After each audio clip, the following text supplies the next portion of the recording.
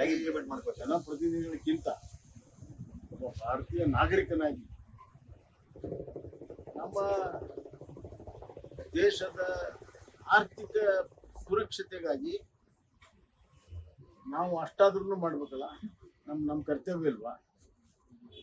ಹಿಂದೆ ಲಾಲ್ ಬಹದ್ದೂರ್ ಶಾಸ್ತ್ರಿ ಅವರು ಆಹಾರದ ಕೊರತೆ ಆದಾಗ ಒಂದು ಹೊತ್ತು ಉಪವಾಸ ಮಾಡ್ರಿ ಅಂತ. ನಮ್ಮ ಪ್ರಧಾನಮಂತ್ರಿ ನರೇಂದ್ರ ಮೋದಿ ಅವರು ಬಂದ ತಕ್ಷಣನೇ ಶ್ರೀಮಂತರೆಲ್ಲ ನಿಮ್ಮ ಗ್ಯಾಸ್ಗಳನ್ನ ಉಪಯೋಗ ಮಾಡೋದನ್ನ ತ್ಯಜಿಸಿ ಅಂತ ಹೇಳಿ ಅದಕ್ಕೆ 6 ಕೋಟಿ ಜನ ಸ್ಪಂದನೆ ಮಾಡಿ. ಕೋವಿಡ್ ಸಂದರ್ಭದಲ್ಲಿ ಹಲವಾರು ರೀತಿ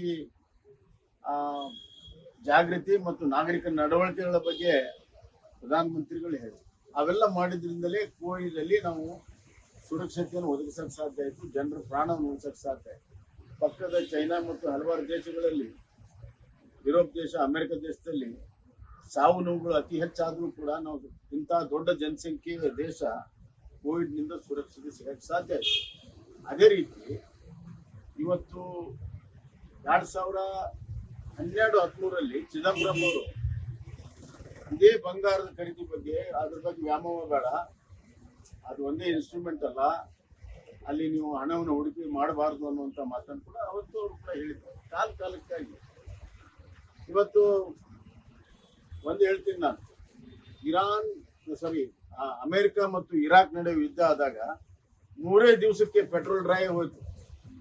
ಪೆಟ್ರೋಲ್ ಬಂಕ್ ಅಲ್ಲಿ ಮತ್ತೆಲ್ಲ ಕಡೆ ಪೆಟ್ರೋಲ್ ಡೀಸೆಲ್ ಡ್ರೈ ಆಗಿ ಹೋಯ್ತು. ಕಿಲೋಮೀಟರ್ ಗಟ್ಟಲೆ ಕ್ಯೂ ಇತ್ತು. Scooter, motor cycle, car, truck 3 ದಿವಸಕ್ಕೆ ಕಾಂಗ್ರೆಸ್ ಆಡಳಿತದಲ್ಲಿ. ಈಗ ಯುದ್ಧ ನಡೆದು 2.5 ತಿಂಗಳಾದ್ರೂ ಕೂಡ ಪೆಟ್ರೋಲ್ ಬೆಲೆನೂ ಹೆಚ್ಚಾಗಿಲ್ಲ, ಡೀಸೆಲ್ ಬೆಲೆನೂ ಹೆಚ್ಚಾಗಿಲ್ಲ, ಸಪ್ಲೈ ಕೂಡ ಇದೆ. ಅಲ್ಲಲ್ಲಿ ಕೆಲವು ಲಾಜಿಸ್ಟಿಕ್ ಪ್ರಾಬ್ಲಮ್ ಬಿಟ್ಟರೆ ಎಲ್ಲ ಕಡೆ ಸಪ್ಲೈ ಇದೆ. ಇಷ್ಟು ಎಫಿಷಿಯೆಂಟ್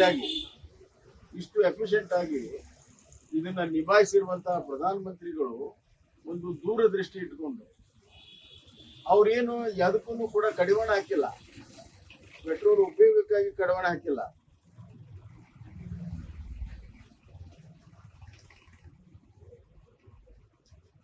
ಪೆಟ್ರೋಲ್ ಡೀಸೆಲ್ ರೇಷನಿಂಗ್ ಮಾಡಿಲ್ಲ, ಕಡಿವಾಣ ಹಾಕಿಲ್ಲ. ಗೊಬ್ಬರಕ್ಕೆ ರೇಷನಿಂಗ್ ಮಾಡಿಲ್ಲ, ಕಡಿವಾಣ ಹಾಕಿಲ್ಲ. ಬಂಗಾರ ತಗೊಳ್ಳೋದಕ್ಕೆ ಯಾವುದು ನಿರ್ಬಂಧ ಹಾಕಿಲ್ಲ. ವಾಲಂಟಿಯರ್ ಆಗಿ ನೀವು ಇದನ್ನು ಮಾಡಕ್ ಸಾಧ್ಯ. 1 ವರ್ಷ ಬಂಗಾರ ತಗೊಳ್ಳೋದು ಬಿಟ್ರೆ ಏನಾಗಲ್ಲ, ಮುಂದಿನ ವರ್ಷ ತಗೋಬಹುದು. ನಾವು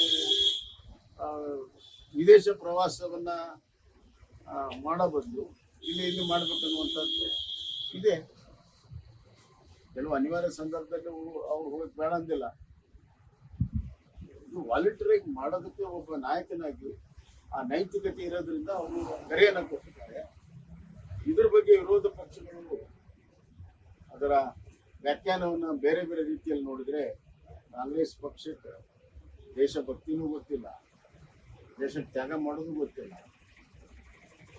ಒಂದು ರೀತಿಯಲ್ಲಿ ನಮ್ಮ ಭಾರತ ದೇಶದ ಹಿತಾಸಕ್ತಿಗೆ ವಿರುದ್ಧವಾಗಿ ಅವರ ಹೇಳಿಕೆಗಳಿದ್ದಾವೆ. ಒಂದು ಜವಾಬ್ದಾರಿತ ಪಕ್ಷದ ಹೇಳಿಕೆ ಅಲ್ಲ. ನಿಜವಾಗ್ಲೂ ಕಾಂಗ್ರೆಸ್ನವ್ರು ನಾಚಿಕೆ. ಸಂಪೂರ್ಣ ನ್ಯೂಸ್, ಇದು ನೊಂದವರ ಧ್ವನಿ.